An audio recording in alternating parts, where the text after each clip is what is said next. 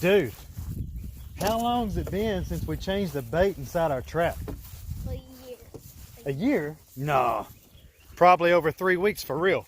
But we've got a brand new bait bag inside here with a hot dog. We've got cat food, dog food, some minced garlic, and we're about to go down here and check this trap now. That's not even been checked in over a week.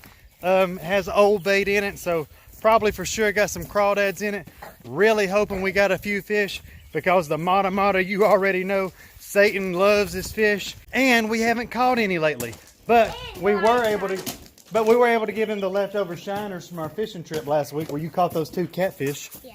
All right. Stick with us, guys. We'll be back here in the water in just a moment. So we're currently making our way to the trap. And right there on that rock, I'm going to try to zoom in it for you guys. Ribbit. Check out that frog just chilling out right there by the creek. Ribbit. It's right Wow. there. You might see it. See it right there. Man, very cool. So we just got down here to check the trap, and look how it's all the way up on the bank. Don't know if a raccoon did that or what, but something has definitely messed with it. Let's get over here and look inside it now. Unfortunately for us, guys, check it out. Tell them what happened. It got hit mostly all the time. It got hit by the donkey's foot or blackies. Now something messed with it. It's broken. We're gonna have to get a new one. Dang it, man. Let's dump all this gunk out on the ground here and see if anything's inside it. So guys, I just spread all of this out on the ground and we see nothing moving. I have a very good idea what happened. I believe a raccoon pulled that up onto the bank, ripped it open, and ate every crayfish that was inside the trap. As you all know, raccoons love crayfish, and I know for a fact, with us not checking that trap in about a week, that it had to have been full of crayfish. So as for now, we've got to go buy ourselves another fish trap. And even though we may have lost our fish trap, we did just finish up a huge water change on the matamata tank. We added a bunch of driftwood that we got from the river. Going to just allow that time to sink. All the plants seem to be growing well. You can see them sprouting new roots here. Satan still got several crayfish to eat, but I've got to get to work on catching him some more fish. Oh my goodness, guys. Look at all that water sprite. Just finished up with a water change on the matamata turtle tank. Came in here doing a big 25-gallon water change right now on the corner tank. And look at how much that water sprite has grown, guys. It has literally covered the entire surface of this tank. And what I'm going to do now is pull a few of those plants out of here and add those to either the matamata turtle tank or in there to the 5-gallon fluval tank that I just finished a water change on as well. Haven't shown you guys an update on the 5-gallon fluval in quite a bit. Literally just finished the water change and there's currently air bubbles everywhere. What I really want to show you though, guys, is if you see right there, there is one of the baby scarlet badis that have been born inside this tank. And usually the second one stays right up here by those cichlids boars. Don't seem to be having any luck at the moment finding the second baby scarlet badis. Let's slide around here to the other side of the tank and take a look. You can see the male scarlet badis right here. He is the father of the 2 babies that are inside this tank. But I do not see the other baby right now anywhere. And a little bit ago, whenever I was doing the water change, I saw the stone catfish, guys, and he was right over here. And that was actually the first time I have seen that stone catfish, and I couldn't even tell you how long. To be honest, I actually had forgotten that I even had the fish. Just finished a water change on the betta vase as well. I don't have anything bent properly enough to clean this glass. Look at him ready to eat. I just fed him a little bit ago. When I tell you guys that this guy right here is a pig, man, he is an absolute hog. But dude, he is so beautiful and he is doing great. So there's one of the baby scarlet badis right there. And let me see. Oh, right there's the other one. Right there it is, guys. There's the second one that I was telling you about.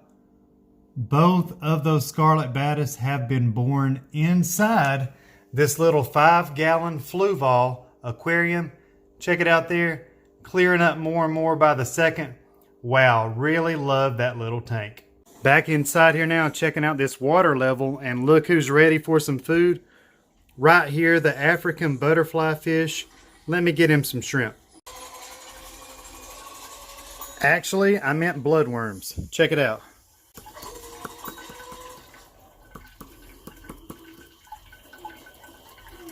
The angelfish are always quick to eat the bloodworms. Let me find the African butterflyfish again. He'll be here momentarily. Any of you seen him? Because I sure don't see where he went.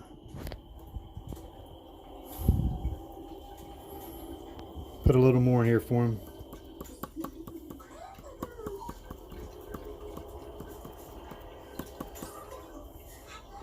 I just turned the filter back on. You can see the water shooting back into the top of the tank there. The water's going to get all stirred up here, guys, but let's go ahead and add some more food now and see what fish we can get active for you. Just tossed in a few of the omega-1 pellets. Everybody really loves those. Let's put some more food in here now and see what all we can get eaten. I'm about to have to go turn that water off now. Check out that water level, guys. As soon as it gets just a little bit above that black, that's where I like it. And I'm going to go in here and shut it off right now. Look who's starting to come out now. The ropefish comes out every morning now. He loves these pellets right here. And so does the Cory catfish. And so does the big Raphael catfish, which we've got a spotted Raphael catfish in here and a striped as well. Hopefully they will both come out momentarily. Just got the water shut off.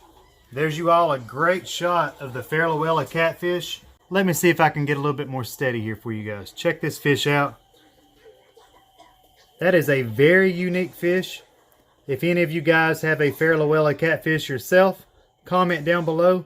Let me know how big yours is. Check out those fins, man. And let me know how long you've had yours, man. Those fish right there, I really am fascinated by them. And if you guys will look overhead here, I pulled quite a few of those plants out, trying to open up that surface area to allow more light down inside the body of the tank here, so that hopefully our other plants here at the bottom, which are actually growing better than they ever have before, but hopefully they'll be able to put out a little bit more growth. And if any of you guys remember, there is the Mate Cory. Here is the Julie Cory. And alongside that there is the black Venezuelan Cory catfish.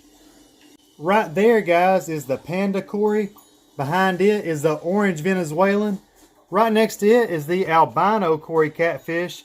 That was actually one of the first fish inside this tank. We've got one of the pepper Cory catfish right here. There's the Mate again.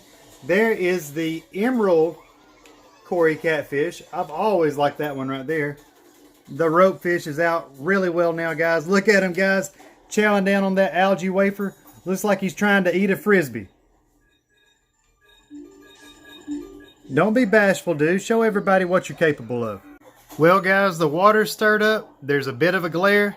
And it's looking like the Raphael catfish are not wanting to cooperate with me. Any other time, both of them would have already been out here. And I could have already gotten a shot for you guys. But right now, I don't see them at all. As soon as I go in here and start feeding the lizards, though, I guarantee you they're going to come out and nobody will get to see them. But, oh well, they're in there and they are fat cows. And I'll show you guys an update on this tank again in a few weeks. And if you didn't already know it, over here inside our little amphibian setup, you can see our green tree frog right there.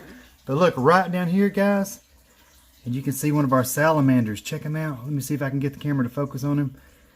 There's you guys a good shot.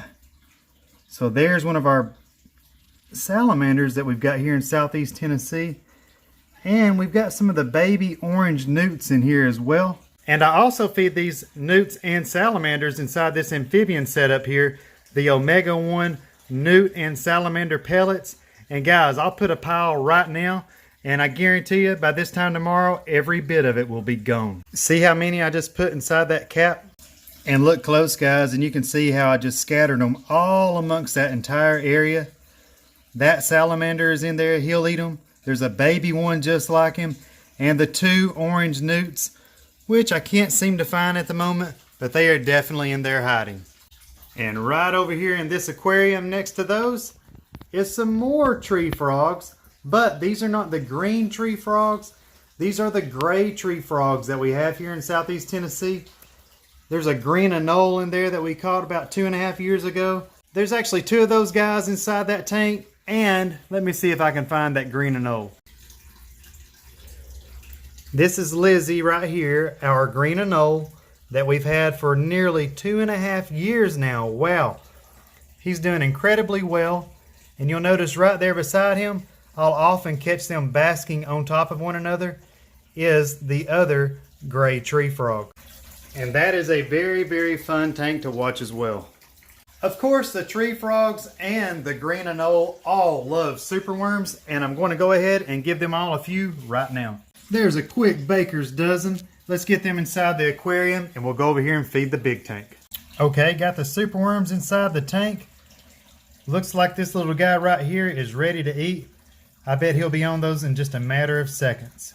Look how yellow the spots are underneath the legs of our gray tree frogs. Right up there at the top, guys, is the female gold skink. Right over there to the right of her is the male gold skink. You can see him right there. Below him is the Madagascar rainbow rock lizard. And the jeweled curly-tailed lizard should be right over here somewhere basking. Not sure where he's at, but let's get these guys some food right now. Guys, inside this old 75-gallon tank right here, it is literally out of control. It is an absolute jungle. The plants are all growing like crazy. I have to trim them out literally every other week or so. And anyhow, just wanted to show you how luscious all the plants are inside here. And guys, let's go ahead and get these lizards fed. Oh man, look at how plump those superworms are. The only thing that can make those 2 dozen superworms even more super is a little bit of calcium. Let's go ahead and dust them now. Notice how all those superworms now have a light dusted coat over the top of each one of them, and that's going to give the lizards just a little bit more calcium in their diet and make each of them even that much healthier. And the male gold skink is always the first to eat. He never wastes any time coming down there and ambushing the entire bowl of superworms. And I haven't made my mind up just yet, but I'm thinking awfully hard about getting another fish tank. And if I do, some lucky person locally, it would have to be someone local, I may give one happy fan this entire setup. I'm not 100% sure on that just yet, but if I decide to give this entire setup away, I'll make an announcement and anyone local will be able to qualify for that. All right, now everyone's fed, everyone has water, and I know somebody that wishes I had some fish. They say it's rude to get up in someone's face, but is that not the cutest turtle you've ever seen? So what are you doing, man? Calling the fish over. We haven't done one of these pond videos in a pretty long time, too. You're calling the fish over to you? Yep. Do you see them yet? Yep. Where are they at? See if you can see that orange stuff, the yellow stuff. You want to give them some food? There they are. I do see them. I do see them. Man, you really did call them to you, didn't you? Yep. You ready to feed them? Yep. All right, here you go. Got you some food there. There's some more. Sit down there so they don't get scared of you. Oh, there they come. There they come, dude. Oh, man, that's a nice koi that you got there, dude. Yeah. You've still got several nice koi. Guys, if any of you were following along this time last year, I lost like over 50 koi. We had some awesome koi fish growing in here. They've been having babies for years. Now it looks like we've got probably only about 4 or 5 koi. The rest of those fish that you see are goldfish, a couple chabunkins. But we're going to continue feeding them right now and just enjoy seeing all the fish. Let them see you giving them some more food. Make them remember that you're their friend.